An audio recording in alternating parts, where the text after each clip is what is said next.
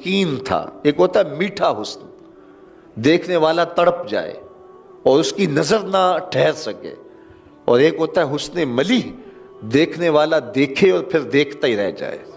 خود فرمایا انا املح و اخی یوسف اصبح، میں نمکین حسن والا ہوں اور میرے بھائی یوسف کا حسن میٹھا تھا. وہاں زنان مصر کی انگلیاں کٹ گئیں، اور یہاں معاملہ ایسا بظاہر نہیں ہوا، اس لیے کہ حضور کے جمال کے اوپر پردے رکھے گئے تھے. اگر وہ جلوہ کریں تو کون تماشائی ہو، اس لیے 70,000 بشریت کے پردے حضور کے جمال پر ڈالے گئے تھے. تو حضور کے حسن کے لیے دوسرا لفظ جو حضرت ابو طفیل نے بیان کیا ملیحن، حضور کا حسن نمکین تھا. اور تیسرا لفظ جو استعمال کیا وہ ہے مقصد. مقصد کا معنی متوازن، ہر معاملے میں توازن. سوا صدر والبطن، پیٹ اور سینہ برابر. پیٹ اٹھا ہو سینہ پیچھے ہو تو حسن زائل ہو جاتا ہے، پیٹ چپکا ہو سینہ اٹھا ہو پھر بھی حسن زائل ہو جاتا ہے. لیسا بالطویل ولا بالکثیر، قد لمبا بہت زیادہ وہ بھی اچھا نہیں لگتا، پست قامتی بھی عیب ہے، درمیانی قد و قامت، ہر معاملے میں حسن. لیکن یہ بات آپ کو بتاؤں کہ حضور کا قد لمبا نہیں تھا، پست قامت بھی نہیں تھے، لیکن اللہ نے یہ شان دی تھی 10,000 کے اجتماع میں حضور بیٹھے ہوں یا کھڑے ہوں، اذا جامع الناس غمرہم، اللہ نے شان دی تھی. لمبے لمبے قد والے لوگ موجود ہوتے تھے، لیکن حضور تشریف لاتے تو حضور کے کندھے لوگوں کے سروں سے اونچے دکھائی دیتے. یہ اللہ اپنے محبوب کو شان عطا کی تھی. تو یہ 3 لفظ حضور کے حلیے کے حوالے سے یاد کر لیجئے. کان رسول اللہ صلی اللہ علیہ وسلم ابیض ملیحا مقصدا، یہ 3 لفظوں میں یاد کیا جا سکتا ہے. اور اگر عربی کے یہ لفظ یاد کرنے مشکل ہو تو تاجدار گولڑا نے پنجابی میں کامی سوکھا کر دیا ہے.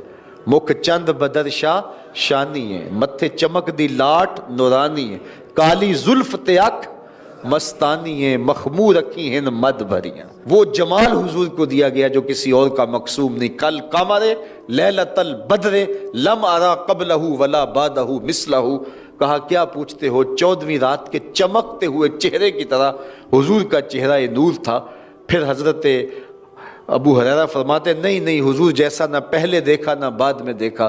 حسان بن ثابت بولے دیکھتے کیسے، کسی ماں نے جنم دیا ہوتا تو دیکھتے. خدا نے وہ سچائی پن چھڑیا جدے وچ محمد نو ٹالیا سی. حسینہ جمیلاں دا منہ موڑ دیتا، محمد بنا کے قلم توڑ دیتا. ثانی تو بڑی دور کی بات ہے، اس نبی کا تو سایہ بھی نہیں تھا.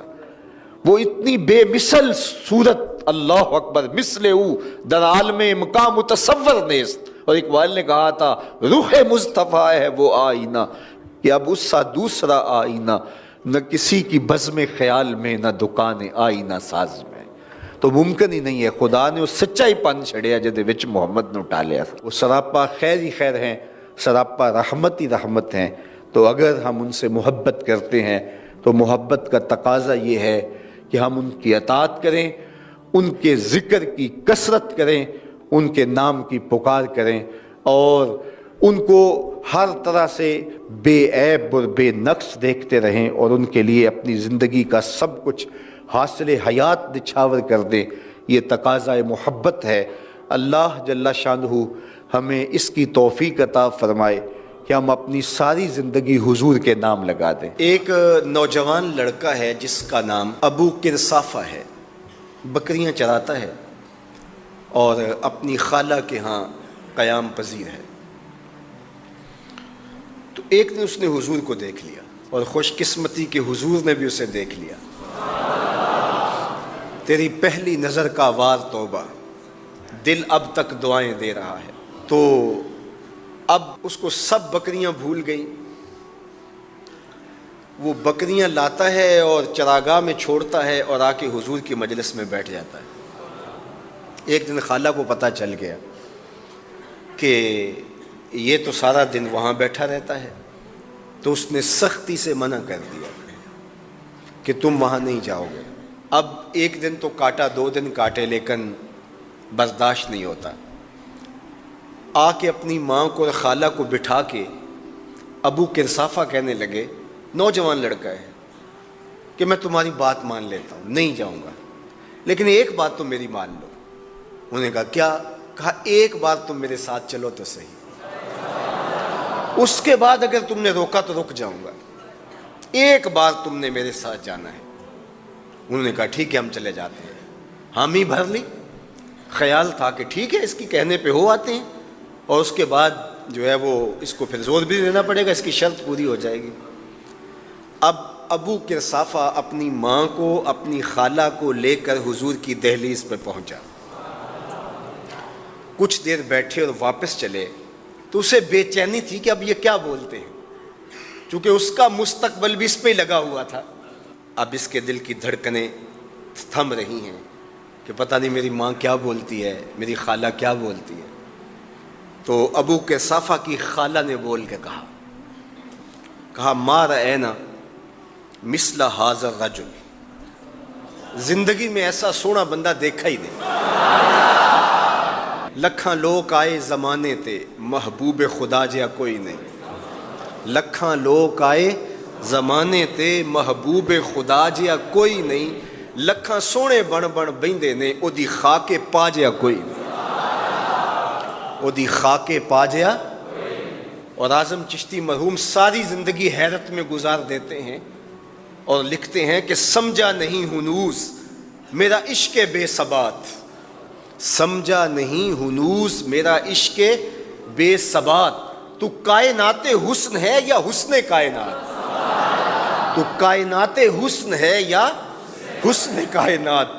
احسن وجہن، ابو قرصافہ کتنا سونا چہرہ تھا، کتنا سونا چہرہ تھا۔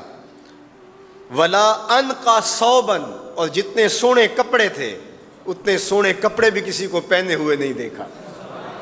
اور تیسری بات فرمایا ولا الین کلاما، جتنی میٹھی باتیں کرتا تھا، شہد ٹپکتا تھا اس کے لہجے سے۔